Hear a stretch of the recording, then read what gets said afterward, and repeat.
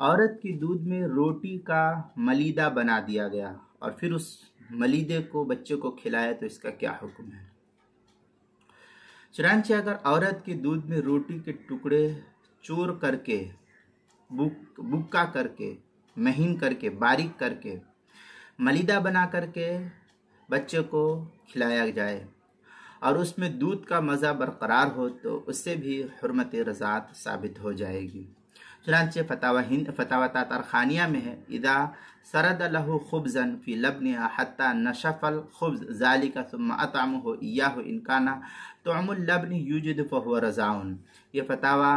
تاطرخانیہ جو زکریا book depot Deoband کا ہندی نسخہ ہے، اس کی چوتھی جلد صفحہ 369 پر اس کو نقل کیا۔ فتاوی ہند میں ہے، وَقَذَا لَوْ سَرَدَ خُبْزًا فِي لُبْنِهَا وَتَشَرَّبَ الْخُبْزُ اللَّبْنَ أَوْ لَتَّتَ سَوِيقًا بِلَبْنِهَا، اس طریقے کی عبارت جو ہے تثبت الحرمہ وغیرہ عبارت فتاوی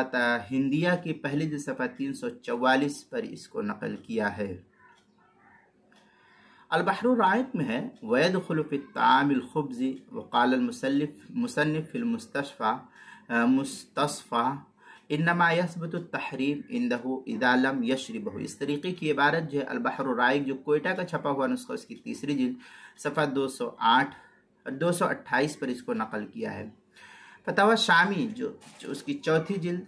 اس کے اندر ہے، وَقَذَا مَا جَزَمَ بِهِ فِي الْفَتْحِ مِنْ أَنَّ الطَّعَامَ لَوْ كَانَ رَقِيقًا يَشْرُبُ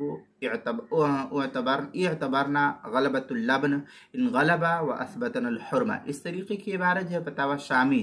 جو زکریا بک ڈپو دیوبند کا ہندی نسخہ ہے، اس کی چوتھی جلد صفحہ 413، محیط برہانیہ اس کی تیسری جلد صفحہ 191، کتاب المسائل اس کی چوتھی جلد صفحہ 209 پر اس کو نقل کیا گیا ہے۔